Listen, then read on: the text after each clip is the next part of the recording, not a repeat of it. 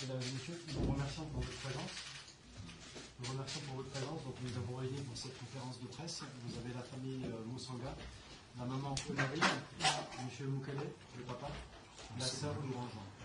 Donc, nous sommes réunis aujourd'hui en fait, donc dans notre cabinet, excusez-nous pour l'exécuter, le côté exigu de ces lieux. Je rappelle en fait que cette conférence de presse a été est donnée en fait à votre demande, non pas individuelle en fait, mais on a reçu de nombreuses demandes d'interviews et donc nous avons préféré vous réunir tous et donner une conférence de presse. Donc vous aurez l'occasion de poser des questions à la famille Moussanga. La famille Moussanga va vous donner son sentiment, ce qu'elle souhaite de cette enquête, son ressenti. Évidemment, vous avez la possibilité de poser des questions. Le format sera d'une vingtaine de minutes. Vous le voyez, vous êtes nombreux. J'imagine que les questions vont fuser, elles seront nombreuses. Si vous voulez des réponses intelligibles, il faudra être patient. Il faudra attendre son tour pour poser des questions et être patient également dans les réponses. Donc on pourrait c'est un exercice délicat pour les personnes qui ne sont pas habituées. Et voilà, je vous demanderai de faire preuve de patience et d'humanité dans les questions que vous poserez. Je vous remercie. Prénom, s'il vous plaît. Oui,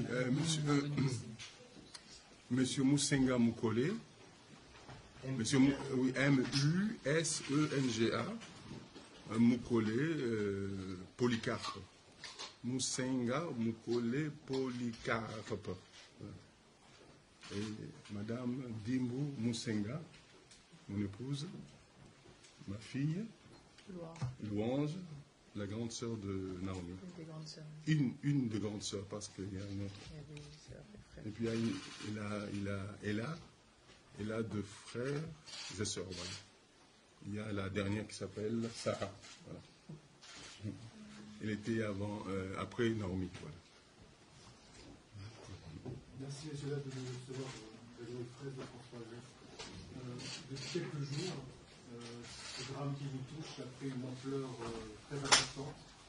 Comment ressentez-vous ces derniers jours, ces dernières heures, cette affaire qui a pris une ampleur très importante? Tout d'abord, j'aimerais, par ce billet, n'est-ce pas, vous remercier le public, la réaction du public, et particulièrement la presse et puis les réseaux sociaux surtout aussi, la presse. Vraiment, au début, vous remerciez moi parce que sans votre intervention, cette histoire qui était pour nous sans... comme on ne se voyait pas entendu, au service compétent qui avait pris en charge de ma fille, cette histoire ne pouvait pas être connue. Vraiment, nous vous remercions sincèrement. Et puis, la question que vous posez, c'est de savoir quelles sont nos émotions, notre ressentiment, n'est-ce pas? On a été choqués, comme beaucoup d'entre vous, choqués, très très choqués. Et puis, au départ, inopinés de notre enfant, c'était le premier choc. Et puis, après avoir réceptionné, n'est-ce pas, ce cassette, 3 jours après, quand j'ai eu le courage de l'écouter, encore une fois, très choqué, très très choqué. La colère et puis autre chose. Bon, je laisserai peut-être à ma femme de compléter. Oui, parce que je ne sais pas, vous avez dit quels sont nos ressentis en ces jours ou bien dans toute l'affaire, c'est vraiment aujourd'hui, peut-être les médias et les réseaux, tout cela, c'est comme si c'est une main qui nous est tendue et ça nous a vraiment aidé de savoir que nous ne sommes pas seuls et que nous, il y a quelqu'un qui a tendu l'oreille à notre douleur. Parce qu'on était un peu dans les vagues. Déjà, on est d'abord encore dans les vagues, mais au moins, c'est pour la mettre un point. Donc, ça nous fait un grand soulagement de savoir qu'on va apporter quelque chose que nous croyons qui est juste. Voilà, donc c'est un sentiment de soulagement. Oui, là-dessus, je reviens à rajouter, je pense qu'ils ont... que les parents on te dit on est soulagé, on est toujours encore dans l'attente, mais déjà que la procédure a été ouverte, c'est vraiment c'est ce qu'on attendait et là on attend plus. Vous dites que vous êtes dans l'attente, quelles sont les réponses principales que vous souhaitez obtenir maintenant par rapport à Naomi? Que justice soit faite. Voilà.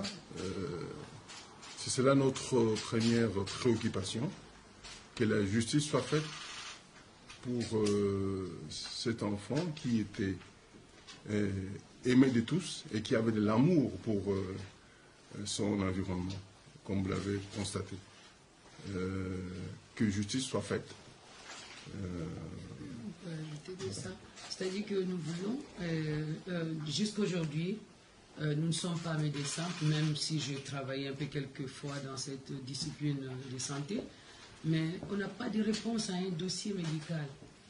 Qu'est-ce qui a tué ma fille? Il n'y a pas de réponse à ça. Oui, il faut accepter la fatalité, oui, je veux bien. Mais pour elle, ça montre qu'il n'y a pas de fatalité, il y a quelque chose. Alors qu'on nous donne la réponse sur ça. Qu'on nous donne aussi la réponse, pourquoi, qui est cette dame? Qui sont-elles? Parce qu'on oublie souvent l'autre. Il y en a deux. Donc, qui est cette première femme qui avait moins l'alerte, qui ne l'a pas bien passé chez l'autre, et dont cet autre-là aussi n'a pas fait aucune attention même. Donc je veux ces noms-là, je veux savoir pourquoi elle a fait ça.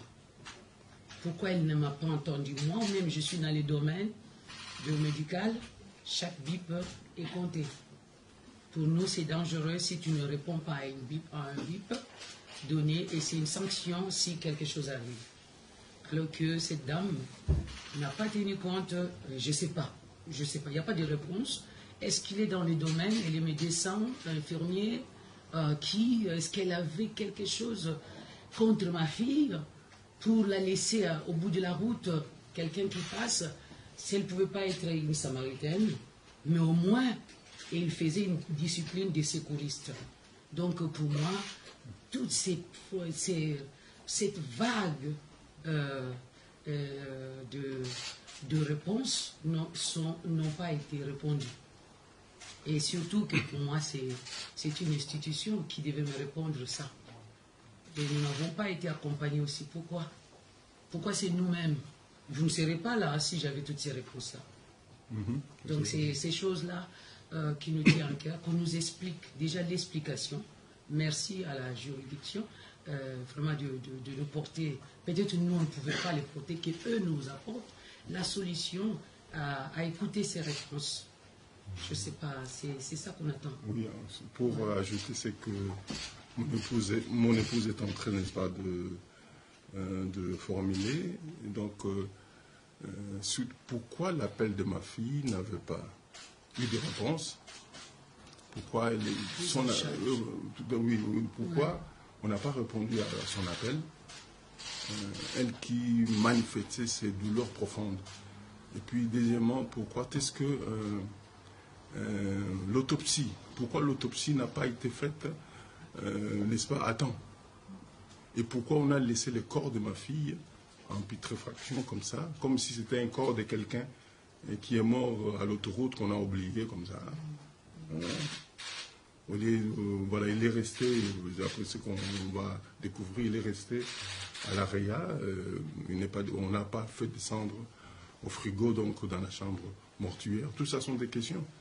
Ce qui a rendu, n'est-ce pas, aussi l'autopsie en question après un peu difficile. Et puis, si Naomi, ma fille, avait été prise en charge à temps, est-ce qu'elle ne pouvait pas avoir une chance de vie, Mon Dieu, donc voilà, ce sont des questions, ces questionnements qui trottinent dans nos têtes jusqu'aujourd'hui. Et je pense que, comme la justice aujourd'hui donc le sujet de ma fille entre les mains de la justice, je pense que justice sera faite pour Naomi, ma fille. Enfin, il y a tellement de questions et pour rajouter, c'est, je dirais pourquoi ils ont pas fait l'autopsie à temps et surtout pourquoi on n'a pas eu d'accompagnement nous aussi parce qu'on a quand même perdu quelqu'un. C'est la première fois qu'on perd quelqu'un si proche. Et on n'a pas eu de suivi. Ils se sont pas, ils nous ont pas. Pourquoi ils nous ont laissé comme ça, comme des personnes qui ils vont se débrouiller toutes seules de toute façon. Pourquoi on n'a pas eu de réponse? C'est-à-dire qu'on a l'impression que de la même manière que ma fille a été, on avait fait balader ma fille, et après son décès, on nous a fait balader aussi. On avait l'impression comme si on s'est moqué de nous. Oh là là, mon Dieu. Comme on s'est moqué de ma fille, comme si on s'est moqué de nous. Donc, peut-être qu'on trouvera des solutions à cela. C'est vraiment un manque d'humanité totale, je ne sais pas. Dans un pays reconnu, notre pays, reconnu la France, reconnu, bon, je ne sais pas, qu'on trouve des solutions à cela. Je vous en prie, hein, bon, je pense que la justice sera, comme déjà tout le monde, la plupart, pas seulement l'opinion, mais les ministres de santé, j'ai remarqué, donc je pense que il n'y a pas seulement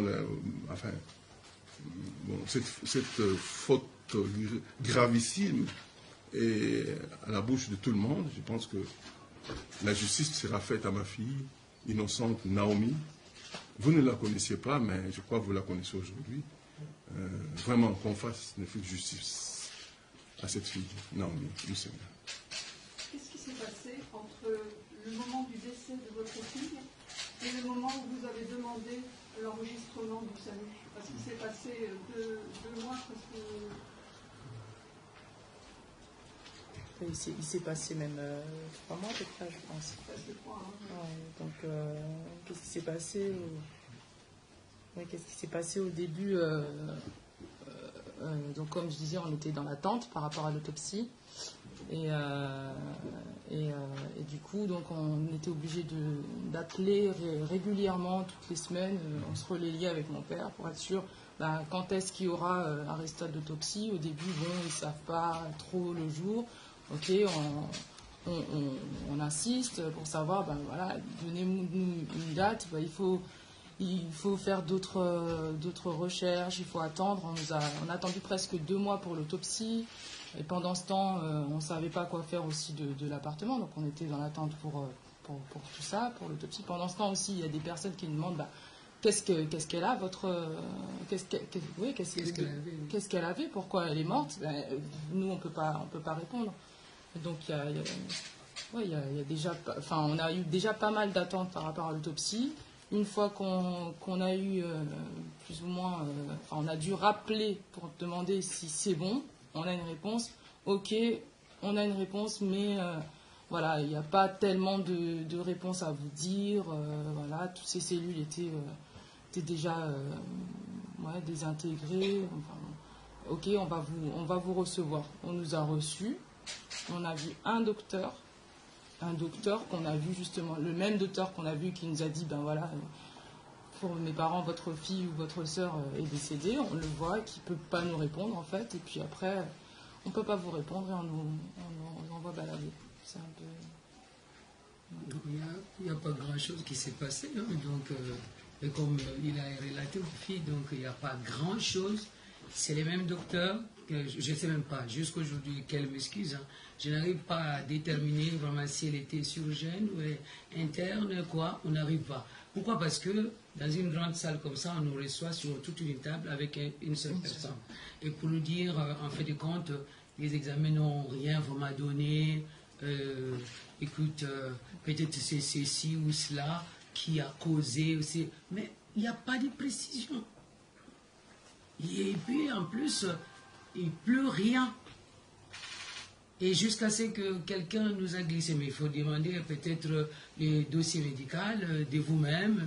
Et ma fille qui se dit, oui, il faut qu'il y ait l'enregistrement parce que peut-être qu'elle a été prise en charge, ça va nous donner une leçon. Vous voyez, nous étions laissés à la débrouille totale à la recherche totale. Mais c'est comme si on est dans un océan. Vous n'arrivez pas à vous sauver vous-même, ni aussi à nager. C'est vraiment, hein. C'est dur, hein.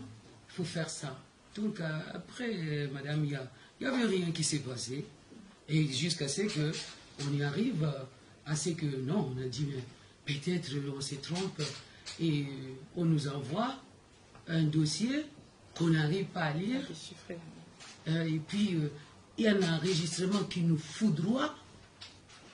Et que voulez-vous que je fasse? Je ne peux pas lire ça. Je me suis dit, bon, si je me mettais à écouter avec ça avec la famille, qu'est-ce que la famille va m'apporter? Parce qu'on a écouté, nous 4. C'est douloureux déjà, c'est alarmant. Et puis, on a crié. Il fallait retenir le mur, les tables pour dire, c'était ça.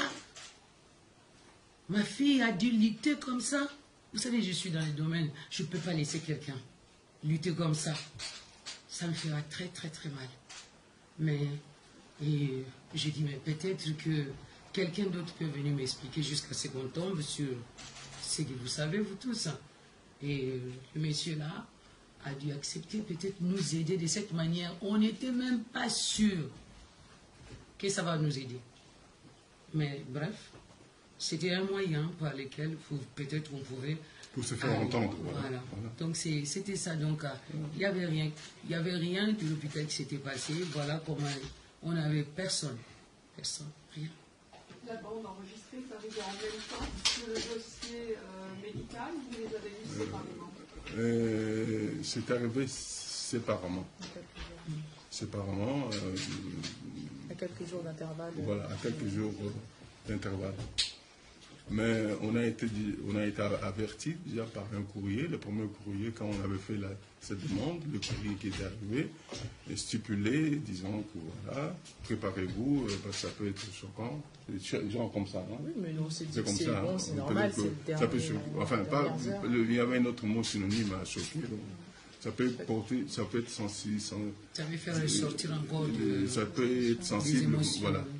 Vous êtes responsable, là, c'est là. Bon, écoute, nous sommes les parents. Peut-être on a dit, bon, voilà, ils disent comme ça, on a c'est de bon. On nous dit ça, mais peut-être que eux n'ont pas trouvé ça. Bon, voilà. On voulait porter ça là. Voilà, on voulait voir un peu la réaction des autres, si peut-être nous on se trompe. Voilà. Alors, voilà, oui. Excusez-moi, ce courrier, il était signé de la direction des us ou il était signé Bien sûr, de la direction des us, oui. Oui. Mais j'aimerais par là dire que on n'est pas en train de stigmatiser toutes les personnes qui sont... Je garde un bon souvenir. Mon papa était dans le monde médical, donc je suis grandi là-dedans, à l'hôpital, voilà. Je n'ai pas... donc j'ai dit, bon, à propos de ces cas-là, excusez-moi, donc on ne pouvait pas... On voit qu'on ne veut pas se faire entendre sur les cas-là de ma fille qui s'est laissée balader, et nous, l'impression, comme on nous fait balader, on se moque de nous, mais voilà, mais peut-être que voilà, je crois que vous avez compris un peu notre démarche. Hein, voilà. Pour vous, excusez-moi, vous avez l'impression qu'il y a eu une accumulation de défaillances, de dysfonctionnement de l'institution médicale, du début jusqu'à la fin? Effectivement, pour la prise en charge de ma fille. Mais tout le monde en parle, même les ministres de la Santé. Vous l'avez suivi, non? Mais le pire, c'est qu'il y a une défaillance là-dedans.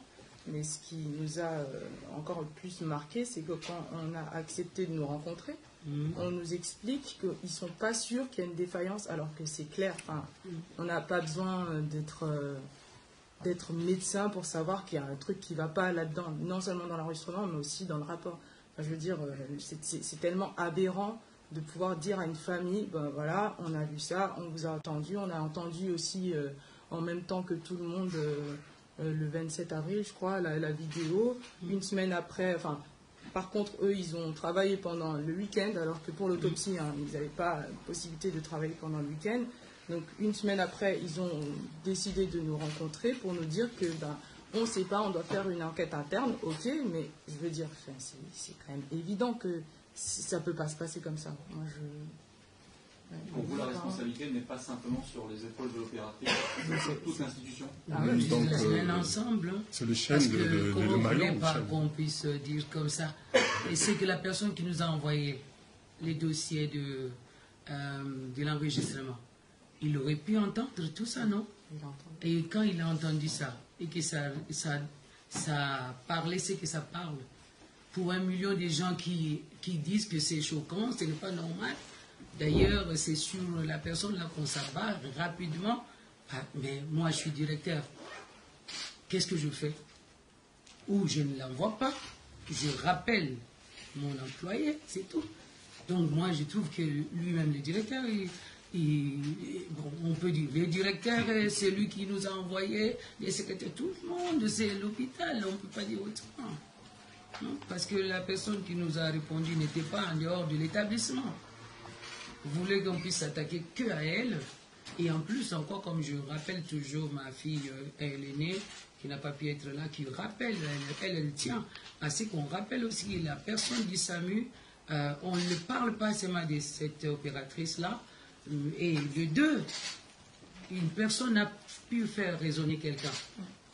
Parce que moi qui suis dans les domaines, si ma collègue fait mal son travail, je le vois, je le rappelle à nos règles. Mais personne, et vous voulez qu'on se jette sur qui? Et il n'y a pas qu'elle, donc ils sont tout un groupe, les directeurs qui nous appellent à cause de vous les médias. Et qui nous disent pourquoi on a appris ça de la presse. Et vous voulez qu'on la prenne ou qu'on écrive une lettre qui va nous appeler. On a écrit une lettre pour demander le dossier. On a appelé, on a téléphoné pour qu'on ait les résultats. Et même pour enterrer ma fille, on a dû attendre pour faire attendre aussi l'enterrement. Tout ça, comme je disais au directeur, peut-être qu'il m'entendra, donc on a fait des va-et-vient. Et même au jour de l'enterrement, un grand dispositif des gens qui entrent dans votre établissement, vous ne savez pas, c'est qui sont ces gens-là? Ce n'était pas, vous êtes moins nombreux que les gens qui sont venus de Paris, d'Allemagne et tout ça. Et ils entrent chez vous, vous pouvez vous interpeller. Et puis avec un cas d'une fille qui est à 22 ans, fleur de l'âge, et qui meurt de manière comme ça. Ouais, ça ne vous intéresse pas ces cas-là? Il n'y a pas de... Cher. Ça ne vous intéresse pas les cas de Naomi qui meurt à 22 ans? Donc vous n'avez pas pu sauver? Au moins on devait s'arrêter même 1 mois sur son cas pour comprendre pourquoi, pour que les gens d'autres ne meurent plus. Mais je me demande, c'est ça mon vrai problème. Vous trouvez que le cas de votre fille a été banalisé dans cette histoire? Oui, c'est banalisé. Est-ce que vous pensez que d'une certaine manière, ils ont voulu laisser traîner et d'une certaine manière étouffer l'affaire? Je ne sais pas, il n'y a pas de clarté dans ça. Je trouve que ce n'est pas clair les uns les autres. Donc on n'arrive pas à voir est-ce que quelqu'un veut étouffer quelque chose ou bien quelqu'un méprise quelque chose. C'est à eux de nous éclairer ça. Comme nous, on est compétents, c'est les juristes qui peuvent nous aider dans cette affaire. Et pour que j'arrive aux juristes, j'ai dit à vaguer des organismes en organisme pour que je demande aussi c'est quoi la CIE? Bon, je le nomme quand même, hein, parce qu'il a été de grands soutiens pour nous guider et dire qu'il faut avoir un avocat, il faut aller comme ça, et avant même. Donc, il y a des associations qui nous ont aidés jusqu'à ce qu'on arrive à trouver même un avocat. Est-ce que Naomi avait des antécédents médicaux? Du tout. Parce que le jour-là, comme son père a répété à un de vos stations confrères, et il parlait encore à son papa la veille. Et si les gens peuvent contrôler sa page, nous ne l'avons pas fermée. Je ne crois pas que ça sera fermé. Et Naomi, à 23h, était en train de poster une pub pour encore soutenir une cause. Donc à 23h, Naomi n'avait pas de la souffrance. Donc c'est le matin où il avait ces malaises. Cette question-là est très importante, étouffement. Et c'est donc aussi d'effacer la chose, c'est ça? C'est une des questions, une des grandes questions que nous posons. Pourquoi on l'a laissé dans la salle, dans la chambre de la RIA, le corps s'est putréfié parce qu'ils savaient bien qu'on avait demandé l'autopsie. Bon, quand le corps se désintègre, comment on pourra bien finaliser l'autopsie? Bon, donc c'est une des réponses que peut-être que le corps médical, puis on voit, qui nous donne la réponse. Pourquoi? Qu'est-ce qui se passe? Est-ce qu'on fait ça à tout le monde? Pourquoi à Naomi? Pourquoi c'est arrivé à Naomi? Est-ce que, bon, est-ce que c'est des problèmes de dysfonctionnement dont on parle, hein? Ou bien c'est un problème de mauvaise foi? Bon, ça, que ce soit la mauvaise foi ou le dysfonctionnement, c'est une faute grave. C'est pas moi, qu'est-ce que je pense. Encore une question, ils en finiront par là. Sur la marche blanche, peut-être, qui est organisée mercredi prochain, c'est important pour vous? Très très important. Oui, parce que ça c'est la masse qui est derrière nous-mêmes. Et les gens veulent faire entendre leur voix. Les collectifs qui s'est créé, le collectif qui s'appelle collectif Justice pour Naomi Musenga, afin que ça ne se reproduise pas. Voilà. C'est l'ensemble de tous ces gens-là qui se sont organisés. Vous connaissez les gens derrière cette page Facebook, cet événement qui est annoncé? C'est des proches de Naomi? Mais en fait, au-delà du collectif, je ne sais pas si le collectif c'est un rassemblement de personnes, mais il y a énormément de personnes qui nous envoient des messages régulièrement pour nous soutenir. On ne peut pas répondre à tous, mais quand on regarde ça, c'est assez c'est touchant et ça nous permet en fait de continuer à rester debout et à ne pas s'arrêter.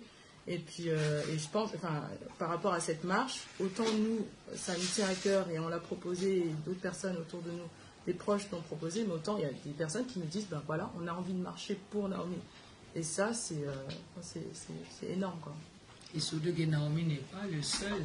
Pendant que vous suivez son credo de commentaires, vous voyez qu'il y a des gens qui étaient dans cette situation-là, et comme elle n'a pas eu la chance, et soit de vivre, et il y a d'autres qui sont morts aussi pour elle. Alors, vraiment que la France, alors, il faut que ça s'arrête.